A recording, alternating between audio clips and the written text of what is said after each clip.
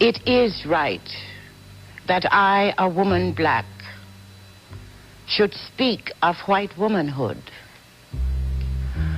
My husbands, my fathers, my brothers, my sons die for it, because of it,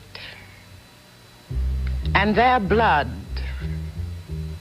chilled in electric chairs, stopped by hangman's noose, cooked by lynch mob's fire, spilled by white supremacists' mad desire to kill for profit, gives me that right.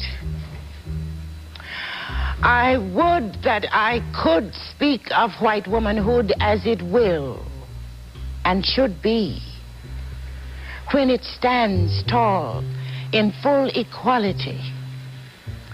But then, womanhood will be womanhood, void of color and of class, and all necessity for my speaking thus will be past, gladly past.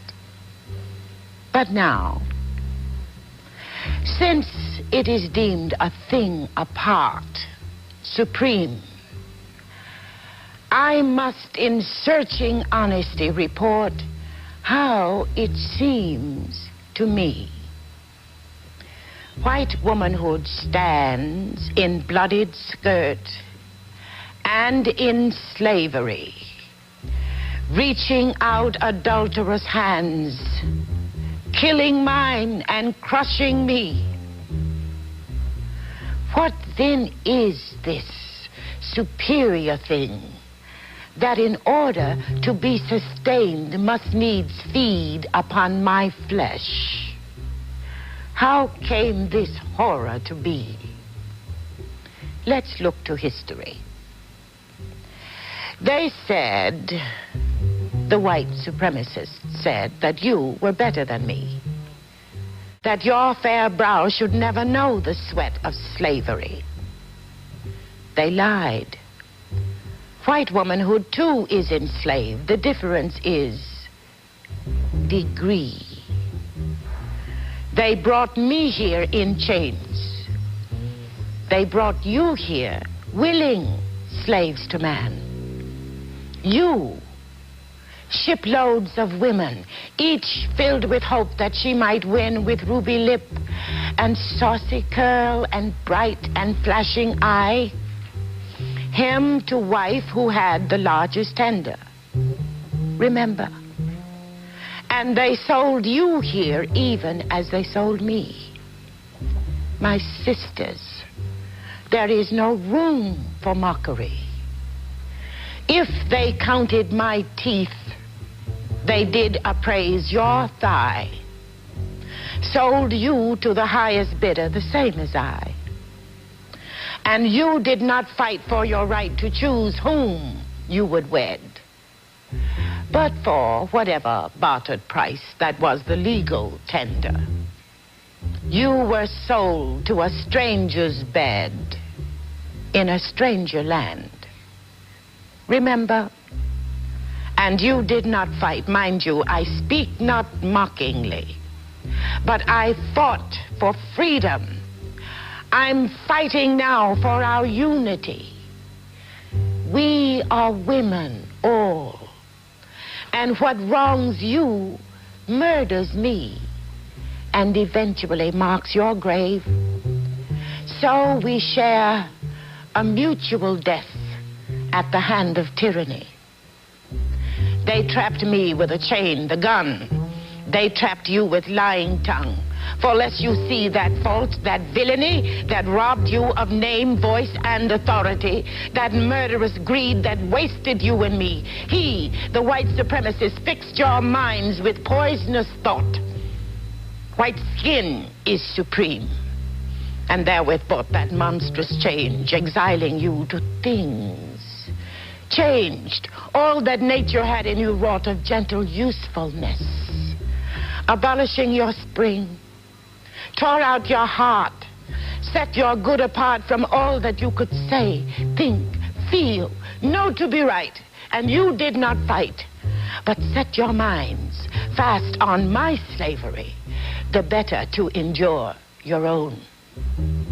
'Tis true, my pearls were beads of sweat, wrung from weary body's pain.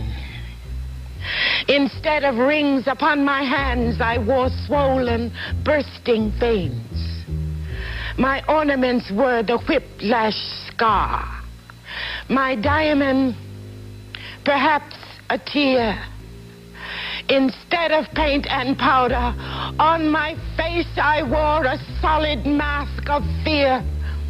To see my blood so spilled, and you, women, seeing, spoke no protest, but cuddled down in your pink slavery, and thought somehow my wasted blood confirmed your superiority. Because your necklace was of gold, you did not notice that it throttled speech. Because diamond rings bedecked your hands, you did not regret their dictated idleness. Nor could you see the platinum bracelets which graced your wrists were chains, binding you fast to economic slavery. And though you claimed your husband's name, still could not command his fidelity. You bore him sons. I bore him sons. No, not willingly. He purchased you. He raped me. I fought. But you fought neither for yourselves nor me. Sat trapped in your superiority and spoke no reproach. Consoled your outrage with an added brooch. Oh, God, how great is a woman's fear, who for a stone, a cold, cold stone, would not defend honor, love, nor dignity. You bore the shaming mockery of your marriage and heaped your hate on me, a woman too, a slave more so. And when your husband disowned his seed that was my son and sold him apart from me, you felt avenged. Understand, I was not your enemy in this. I was not the source of your distress. I was your friend. I fought, but you would not help me fight, thinking you helped only me. Your deceived eyes, seeing only my slavery, aided your own decay. Yes, they condemned me to death, and they condemned you to decay. Your heart whisked away, consumed in hate, used up in idleness, playing yet the lady's part, estranged to vanity. It is justice to you to say your fear equaled their tyranny.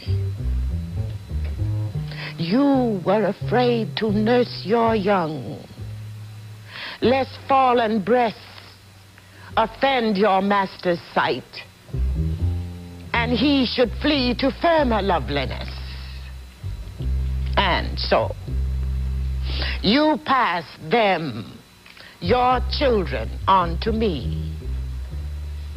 Flesh that was your flesh, blood that was your blood, drank the sustenance of life from me. And as I gave suck, I knew I nursed my own child's enemy.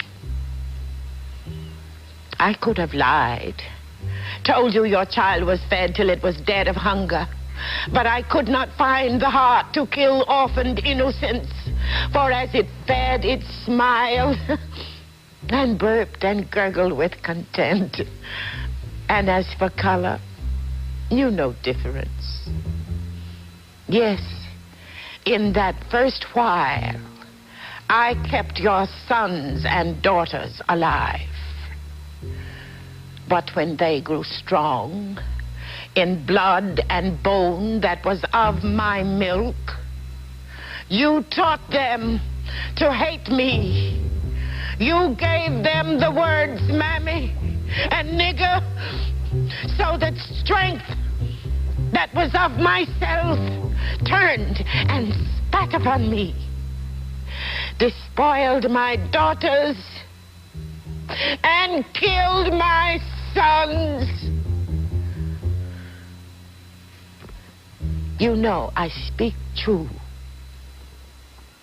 though this is not true for all of you. When I bestirred myself for freedom and brave Harriet led the way, some of you found heart, played a part in aiding my escape. And when you made your push for freedom, my sons fought at your son's side. My husbands and brothers, too, fell in that battle where Crispus Attucks died.